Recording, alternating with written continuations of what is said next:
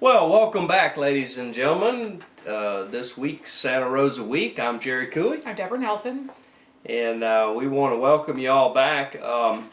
Last week we took a little hiatus, but we decided that the amendments were probably a lot of people had asked us about that, and we felt it was important before the election to run that show again. Yes. To give our give you another opportunity, maybe a different perspective, to hear it said a different way, and we hope that was helpful.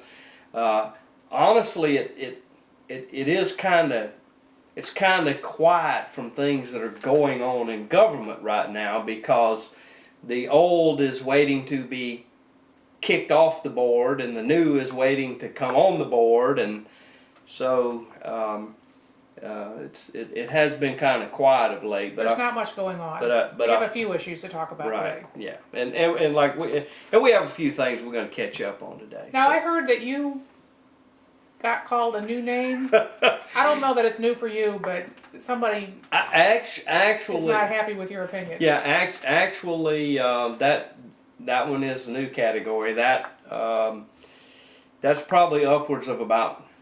I got to get my count out. 14 or 15 different things I've called. You know, ladies and gentlemen, because I wasn't in favor of a sales tax in Santa Rosa County, I was a naysayer. Naysayer. You know, any number of names that I've been called through the years, and let me say something here. You know what? This is America. I haven't been up in your yard calling you names. I'm really tired of the name calling. Now, if I was the kind of person that ran around all the time calling other people names because I didn't agree with their opinion, I could certainly understand somebody flinging a few at me. This week I'm a redneck bigot, and revolves around my belief in Amendment 2. Which was on the ballot. I believe in the sanctity of a man and a woman as a marriage component. And you can call me what you want to. You can assault me. You can kick on me. You can throw water on me. It's not going to change my opinion. My beliefs are deep held, and I'm going to stick with them. I don't change my beliefs just because the wind blows a different way.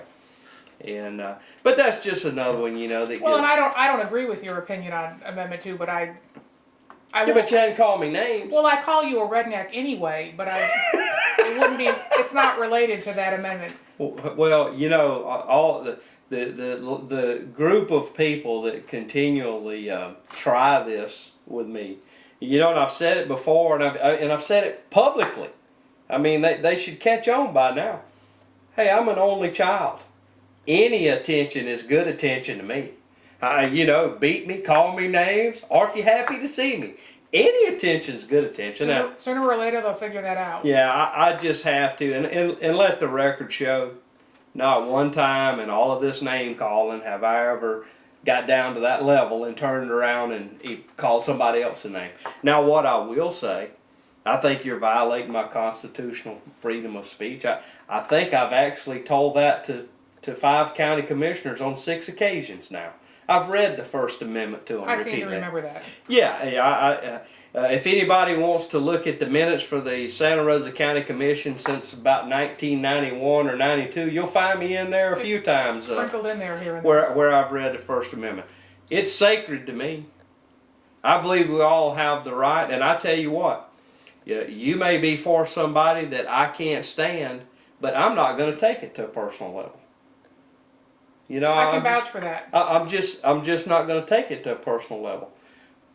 I'll tell you that I don't agree with your choice of a person for the following reasons, but not because you're a bigoted redneck or you're a Yankee or you hadn't lived here but 12 months. That's liberal. Tree-hugging liberal, you know, Green Party here. You know, and people that know each other well enough, you know, we can kid around about things like that and know that it's not a personal attack. it has just really surprised me, especially with our hotly contested 2 different sales tax and some things that the county has done. The number of a personal attacks. You know, what I would suggest to people that don't agree with my opinion is, why don't you get on the right side and come on join with me? You know, then you won't need to yell at me anymore. But look, I have strong opinions, there's no doubt about it. But there's basis for my strong opinions, and I haven't called you a name. I haven't snuck in your yard to steal your yard sign and stupid things like that. I mean, it's ridiculous. Let's have an intelligent conversation and not turn it into personal. And it's just, the last 3 years has just been absolutely horrible with that kind of stuff. You got people scared to death to express an opinion at a county commission meeting, but because they might get attacked, or call into a radio station because they might get attacked. It's ridiculous. This is America. Express your opinion. Well, and it's also been disturbing to see, we know that some newspaper articles have been discouraged from being printed. Well, sure, absolutely. And that's disturbing. And we should mention that Florida Supreme Court Right. just ruled that false light.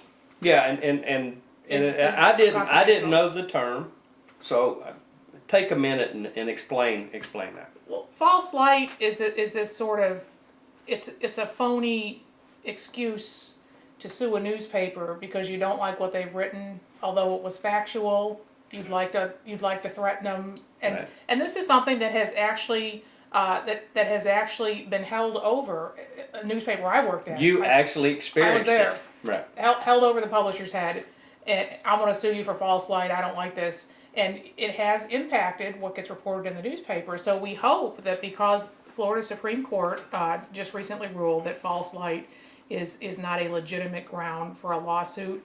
It's not the same thing as libel. They've ruled that perhaps we'll see some newspapers in the area maybe grow a little bit of a backbone. Well, we certainly hope it does. You know, the negative impact before the Supreme Court took action was, whether it's a good case or not, the newspaper had to defend themselves legally. So Right. it costs money. You have to pay for a lawyer. So naturally, they're going to double their efforts to try to stay away from that. Right. And you know, I won't name any names, but he'll know who I'm talking about. That was pretty pitiful of you to threaten a newspaper repeatedly for that, just because you're the high and mighty elected official. You should be ashamed of yourself. And you won't be able to do it anymore. So I wish you the best of luck when I think his feelings get hurt a lot, Deborah. Well, he's a fragile. that's unfortunate. I'll just add that this broadcast in our publication, sister publication, Santa Rosa Chronicle, will always strive to make sure that we have no factual errors That's correct. in any of our stories, so we shouldn't have any problems down the road. Oh, I'm not worried about it in the least. Mm-hmm. I think anybody that's been around me and anybody that's been around you for any amount of time, we don't talk about stuff until we have it double and triple documented. There's not hearsay and things of that nature that goes on with me. Look, I hear stuff all the time. Trust me, all the time. Some turns out to be something to it, sometimes it doesn't.